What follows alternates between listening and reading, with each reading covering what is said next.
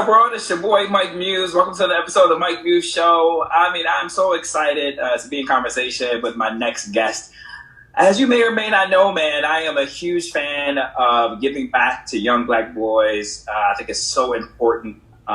It's critical that we do that. It's important for those of us who have a platform. It is our responsibility to allow space on our platforms for young Black men to come and to have a voice and to share their thoughts and to share opinions. And even if you don't have a platform, it's important for you to do that. I've been making sure I've been reaching back and giving back before I even came to media. I've been doing this even when I was in high school. I used to be a peer assistant leader. And so I used to work with students, even of my own age, right? And mediation and talking with them and assisting individuals that I did through college and in my adult life, if you will. And so giving back to young Black men has always been very important and part of my constitution. And there was something that I received recently. We were discussing primary election that just happened on Tuesday.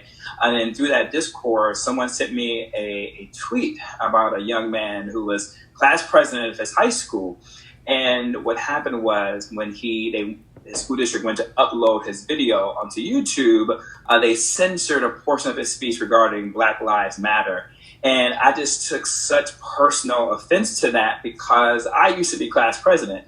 And I know how important that speech is. I know how hard you work to craft the right message. You know, your nerves. This is your first major public speech in front of a community, friends, family, your city. So you're nervous. You want to make sure you get it right. And it's such an honor to be able to speak on your class and to really signify the meaning of what you guys have been through for 4 years. And so when I saw that this young man had a chance to be censored, I had to make sure that I brought him on my show to have a conversation with you. We made sure that we brought him on to Sway the Morning, where I co-host too as well, just to make sure he had time to give his speech and to hear his voice. And then I just can't wait to be in conversation with him for all the right things. So without further ado, the newest alumni for the class of 2020, Mr. Jordan Jackson. What's happening, Jordan? How you doing, Mike? How you doing?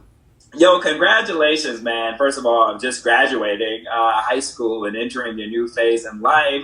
How you feeling, man, to be a graduate right now? I'm feeling blessed, man. I got to give thanks to God and my parents, man.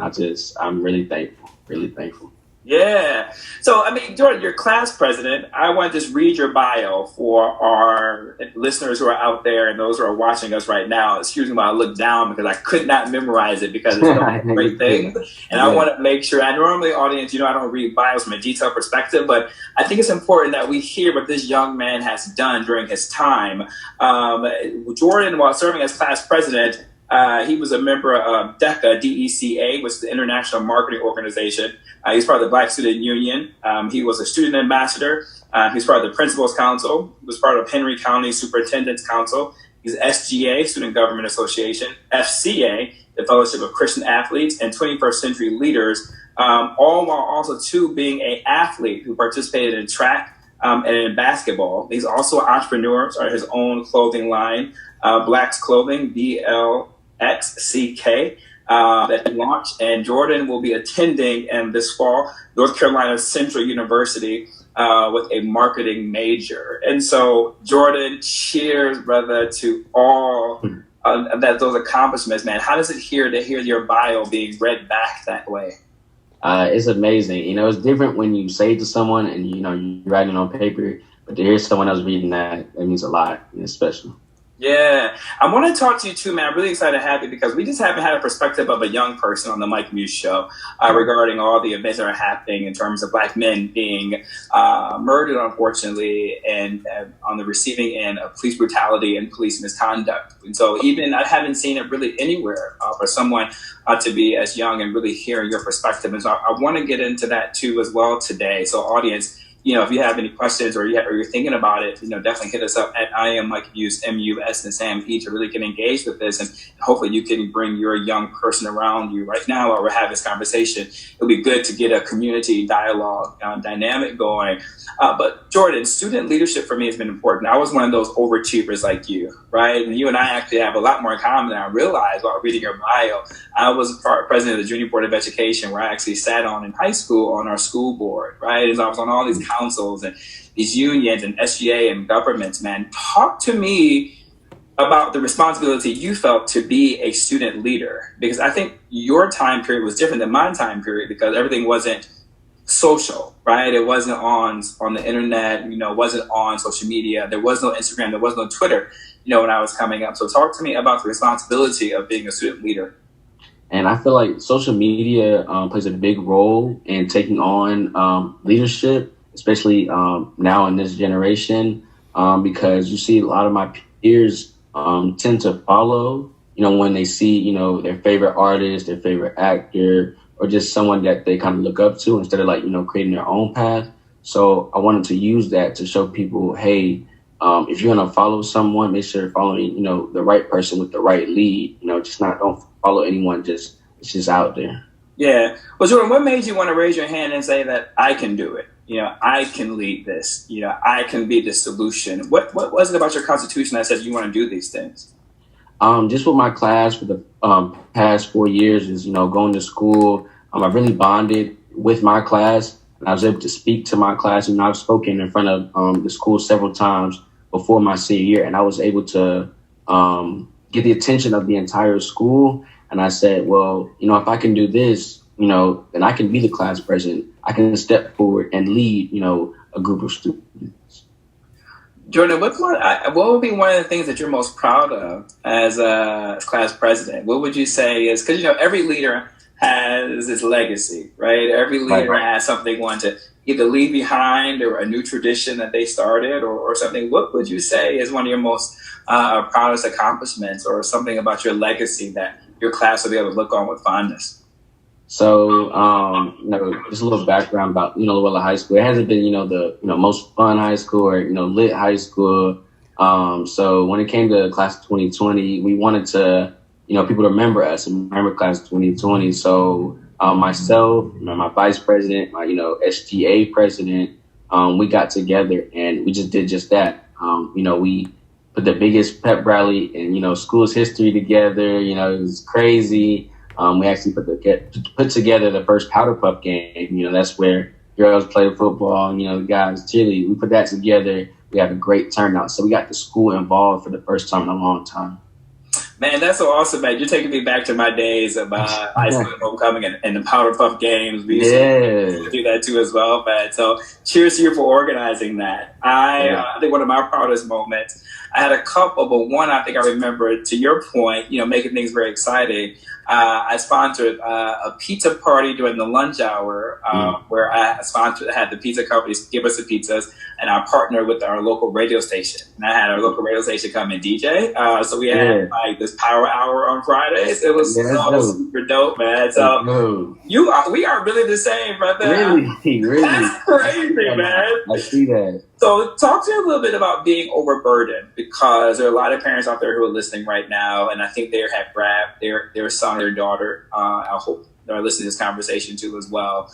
I feel there's so much pressure being put on students, young people these days. And I felt the pressure just being put on me to be great, to have all these AP classes, to be the leader of all the things, right? And still trying to get into college.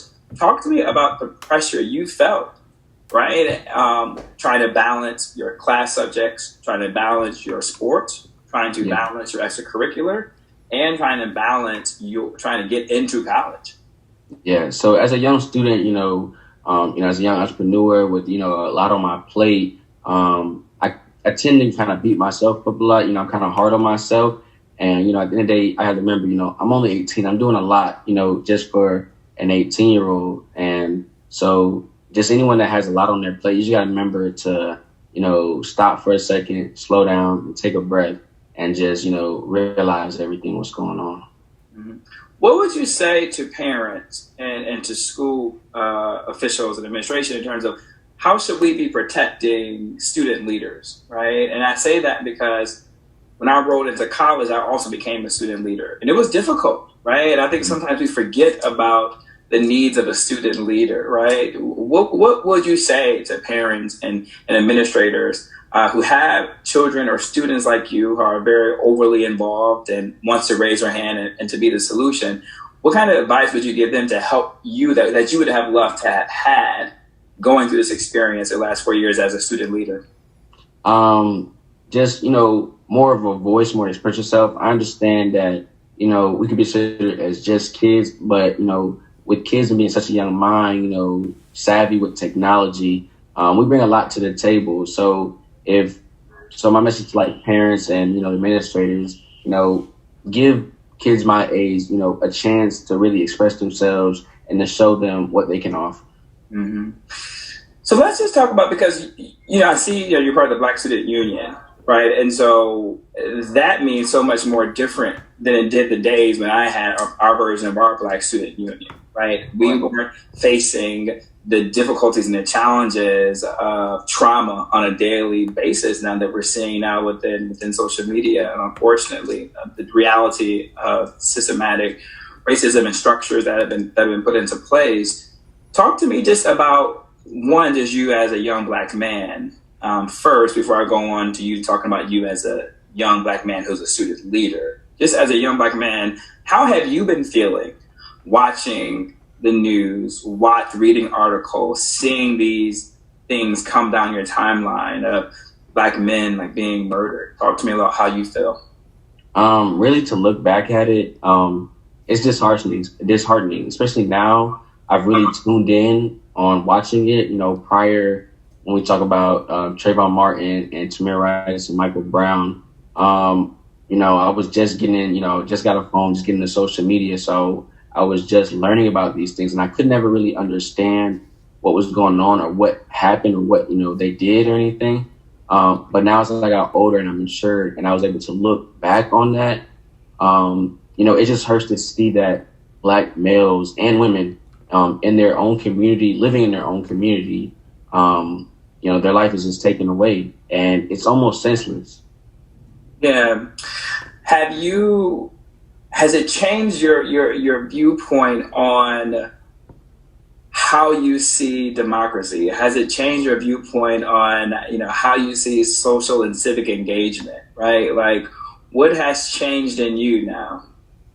After seeing all the tragic things that, the news has played, it's kind of pushed me to do my own research, not just on these situations, but just my history. I feel like, especially in the school system, we lack a lot of knowledge when it comes to African Americans and just the Black community as a whole. So I tend to do my own research and to learn how, Black men and women came upon this country and how they grew and kind of built this country up and, to where we are today. Mm-hmm. I was hearing you talk about Tamir Rice a couple of times. You referenced him here during our conversation. You referenced him previously too, as well, on the morning show. Is there a reason you reference him first? Do you feel a certain connectivity to him? Talk to me a little bit about that. I want to say I can relate to Tamir Rice only on the levels of he was supposed to graduate this year, class of 2020, and I didn't know that until I was writing my speech. When Tamir Rice, passed away, he was 12 years old, and I didn't realize how young I was at the time. I didn't realize we were the same age, and it was just crazy to think like I could have been that Tamir Rice growing up. That could have been me, and it's just sad to say that with all COVID-19 has brought us, seniors not finishing their year. It's just disheartening to hear that he was supposed to turn his tassel in 2020. Man, that right there just kind of got to me, just because I'm just looking at you, right, as this bright kid, super smart, intelligent. You're doing this interview as a pro. Let me tell you, a lot of individuals, they have difficulty doing these type of interviews, and you just appear a natural.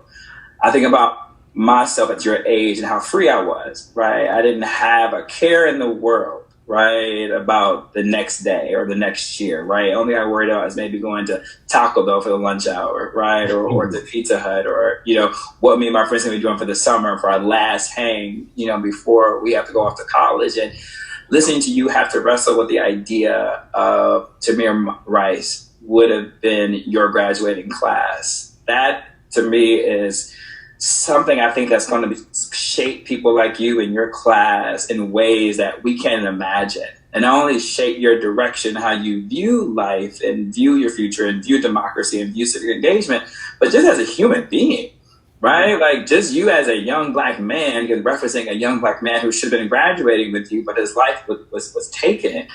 So, man, I just apologize. I just feel bad that, you know, in that innocence of you is now taken, right? Aside from that. So, Jordan, so with that being said, I'm just curious, like, what do you and your friends, when you guys, you know, get together, what is a conversation like around the happenings of a George Floyd, reflecting on Tamir Rice, right? Ahmaud Arbery, all individuals, in particular Ahmaud Arbery and Tamir Rice, all within your age group. Mr. Floyd's a little bit older, but all within your age group. Talk to me about like what you and your homies, what do you guys talk about when you guys get together? Is this a constant conversation for you guys? So we do talk about these kind of things here and there. And like I said before, to myself and to my friends, it's disheartening because it's individuals, you know, that look like us, you know, the same age as us or just about. And, you know, their life is being taken, and it's kind of sad. And I know it seems like as a young 18-year-old out there, you might not be able to do a lot, but when you speak your voice on any platform that is given, it's powerful, and people are going to hear you eventually. So, man, I really love that approach and how you guys you're looking for solutions, it seems like, right? It seems like you want to be additive, you know, to the conversation. How has your school handled these type of conversations and topics?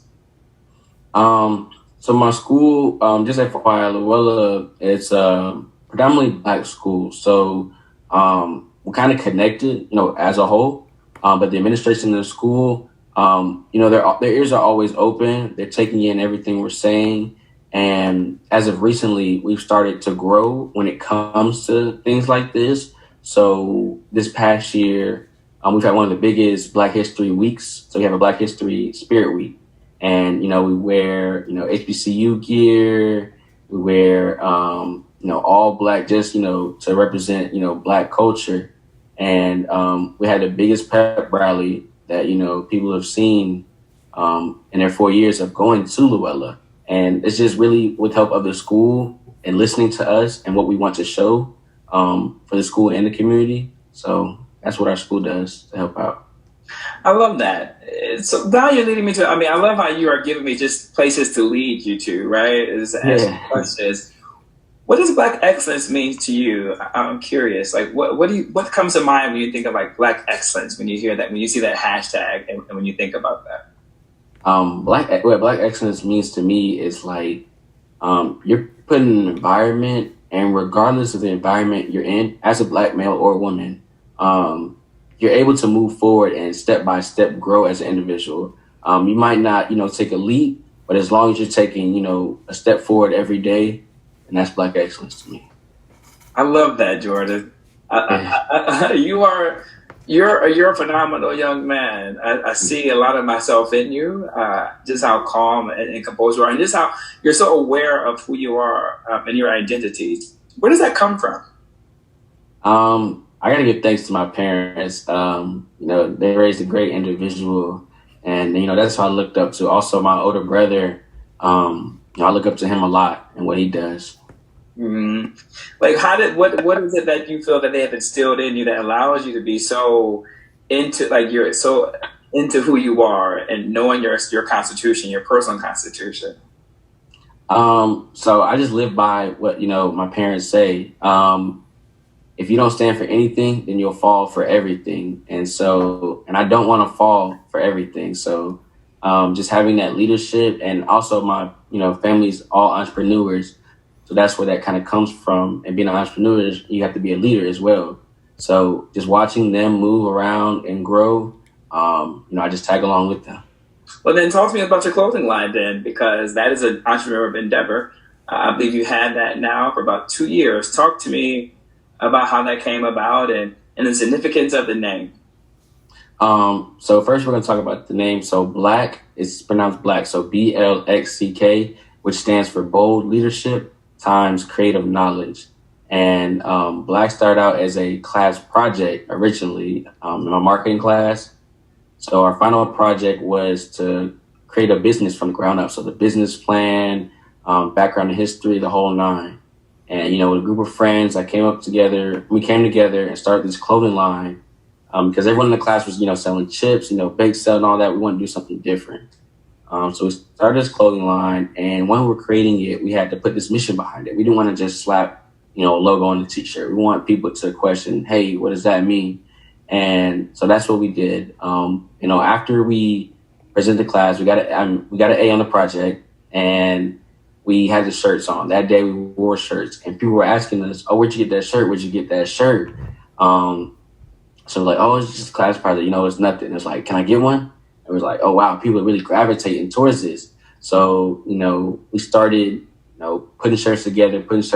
Next, students, teachers, they're all wearing it to school. The people that helped me out, I thank them a lot as well. They were seniors at the time, so they kind of just said, Jordan, this is yours, do your thing with this, man. They want to see me grow. And that's what I did. And I took off with it, man. Congratulations, man. You are a true leader. That is what a leader does. Sees the opportunity and seizes the moment and advances the conversation and advances the economics of it. How can people find your clothing line? Give us the website. So the website is www.blxckclothingco.com. That's perfect. And we'll put it at the bottom of this interview so that people can be able to see it and go to it. We're going to make sure we support you, man, as you're going to college. I can't wait to see that blow up. Before I have you read your speech that that YouTube has censored, talk to us about where you're going to college, man, and why you actually chose to be a Proud Eagle. So I will be attending the preeminent North Carolina Central University, and I'll be studying marketing over there. That is awesome, man. You got the lingo already. Preeminent. You are ready for the battles. You ready for the battles, man. Yeah. This is why you chose to attend the HBCU. So a lot of my family and friends, they didn't know that I wanted to HBCU. Originally, my freshman, sophomore year, I was kind of feeling the Clemson, the UGA, and going to those tours, I kind of fell in love. It was just, a big atmosphere. College football is obviously great there, but it was sort of a disconnect when it came to the African-American side of the campus. I saw that they had their own group, but it just they weren't really a part of the campus. When you see the face of UGA and Clemson, you don't see someone that kind of looks like, you and I. And I kind of, I thought something was missing there. And my brother, he actually attended Tuskegee, graduated in 2014. And so I would go to the homecomings, and it's just one big family. It's just they all get along. It's people, you have the dean of students that looks like you, the class president that looks like you, the president, of the entire campus that looks like you. And I was like, this feels right. This feels right. So initially I was going to Tuskegee University, but this past year went to North Carolina Central, and it was just, I'm welcoming with open arms. I just felt at home there. Well, North Carolina Central is lucky to have such a fine young man such as you entering their fold. So I want you to close this out, man. If you don't mind, just go ahead and just read and give us your graduation speech, man, that got censored, man. So this platform is here to make sure that you have the opportunity to be heard. Ladies and gentlemen, Mr. Jordan Jackson, the alumni, class of 2020, and the incoming freshman to the preeminent North Carolina Central University. Yes. My speech is called The Game of Life. Let's play a game. I'm not sure if you've heard of it, but it's called life. You in? Cool. Oh, wait, you don't know how to play? Don't worry, I'll teach you. But first, there's a few rules. See, everyone gets a game piece. But what does yours say? Well, mine says, I'm a black man born in America with 2 strikes against me. No, I didn't get to choose this. It was just given to me, which reminds me. Rule number 1. Players are not allowed to choose where or how they start in life. But rule 2 does give the choice once the game starts. When I asked you all to stand for the pledge, you had a choice, whether to stand, to take a knee, or to not stand at all. And rule 3, you must finish the game no matter the circumstances given in the beginning and the choices made during life. Simply put, as Mr. Hightower would say, begin with the end in mind. See, this game can be tricky. See, life doesn't have the same duration for every player. Therefore, we must live life to the fullest, knowing that our lives matter. Yes, that means Black lives matters too. We will not live in fear, although tomorrow is never promised. Yet, we'll never take a moment for granted. COVID-19 ended our senior year earlier than expected. And in that same year, we saw the way life is given, it could be taken away in an instant. Just ask George Floyd, Breonna Taylor, who both tragically lost their lives to police brutality. And even ask Tamir Rice, who should have graduated with us in 2020. So we pause to remember Tamir Rice, but for the grace of God, it could have been you or it could have been me.